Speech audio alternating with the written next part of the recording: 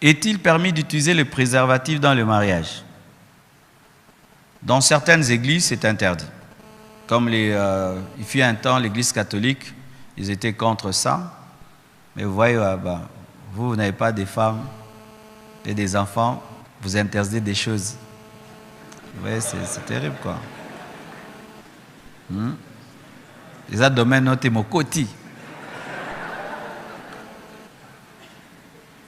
C'est papa, dis-moi tout.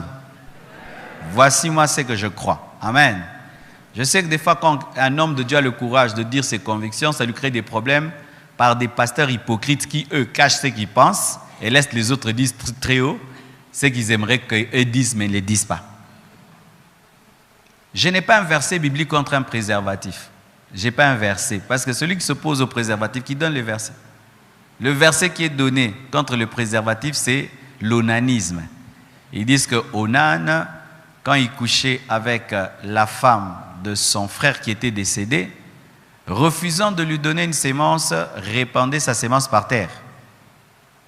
Et à cause de cela, Dieu l'avait frappé. Dieu n'avait pas frappé Onan parce que la sémence ne peut pas se répandre en dehors de la femme, mais Dieu l'avait frappé parce qu'il avait refusé de donner une progéniture à son frère.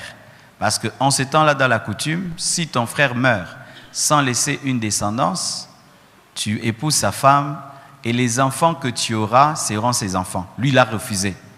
C'est pourquoi Dieu l'avait frappé. Mais eux, ils disent quoi? Que la sémence de l'homme ne peut pas être jetée ou se répandre en dehors de la femme. Voici maintenant ma réponse à ces gens qui ont cette doctrine. 1. Les pollutions nocturnes alors. N'est-ce pas qu'il y a des hommes, ils dorment, ils se réveillent, il a éjaculé, sans avoir des maris de nuit, à cause seulement d'un excès, surtout les célibataires qui ont 40 ans mais n'est pas marié. Il a fait 40 ans, célibataire, il n'est pas marié, il a un archiplein. Et le corps fait l'évacuation. C'est de la biologie, ce n'est pas un péché. Alors si vous dites que chaque fois que la sémence de l'homme est répandue en dehors de la femme, c'est un péché, donc toute pollution nocturne est un péché, alors qu'il y a des pollutions nocturnes qui sont biologiques. De deux, les gens qui font des examens de spermogramme, quand il y a un problème d'enfant dans les couples, n'est-ce pas que les médecins réclament des examens de spermogramme? C'est un péché. C'est la science.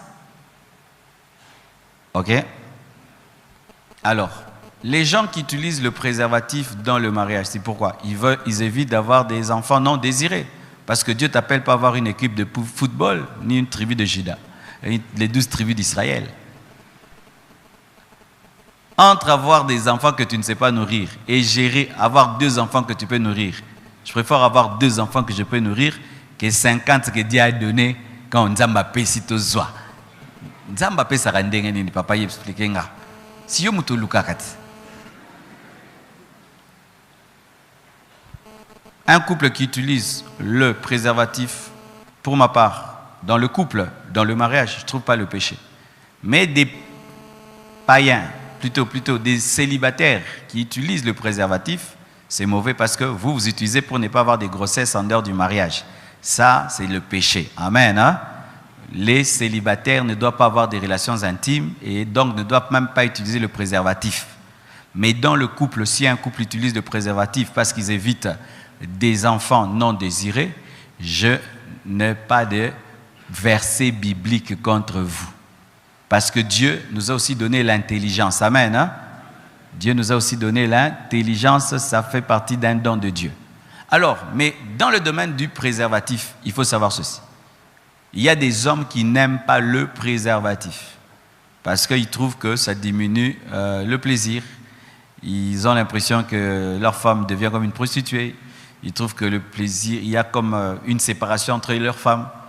Ça fait que cette conviction de préservatif devient un débat dans beaucoup de couples parce qu'il y a l'homme qui veut utiliser, la femme ne veut pas, ou la femme veut, l'homme ne veut pas. Souvent, ce sont les hommes qui n'aiment pas ça. Alors, vous devez trouver un terrain d'entente. Si vous êtes incapable d'avoir des naissances désirées sans utiliser le préservatif, trouvez d'autres manières de contraception. Ou vous n'utilisez pas le préservatif, mais vous avez d'autres manières de contraception. Et il y a plusieurs manières de contraception. Certains utilisent le stérilet, d'autres utilisent des implants, d'autres utilisent, d'autres même on coupe les trompes et tout. Mais voici la manière biblique de contraception. Ça doit être une contraception qui ne engendre pas des micro-avortements. Qu'est-ce que je veux dire? Quand tu vas chez le médecin et il te dit « je veux t'aider à être stérile pour ne pas te donner un contraceptif », tu dois te poser la question « comment fonctionne ce contraceptif ?»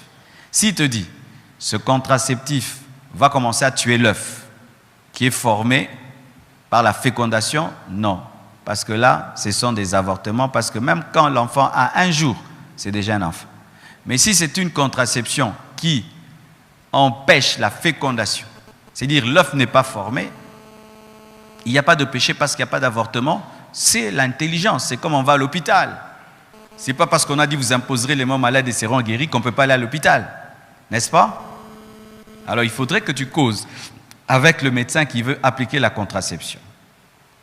Et certaines contraceptions ratent, n'est-ce pas? Certains, malgré qu'ils ont des stérilés, ils ont des bébés. J'appelle les bébés stérilés. Malgré stérilé, le bébé est entré. Donc, pour ce domaine-là, je préférais qu'un médecin un jour vienne vous expliquer en profondeur, mais évitez les contraceptions qui sont des micro-avortements, c'est un péché, mais les contraceptions qui empêchent la fécondation, pour ma part, je n'ai pas un verset biblique contre cela, parce que Dieu nous demande de dominer la terre, la nature. Et la nature, c'est aussi le corps. Amen, hein? Le corps. N'est-ce pas? Vous savez qu'un homme, si on peut t'enlever un cœur et on te met même le cœur d'un cochon et tu vis avec, c'est un péché. Motema ngulu. Vous savez ça? Oui. Mais certains médicaments que nous utilisons, on les a testés sur quoi? Sur des rats. On les a utilisés sur les singes et après quand ça marchait sur eux, on les a donnés. C'est un péché.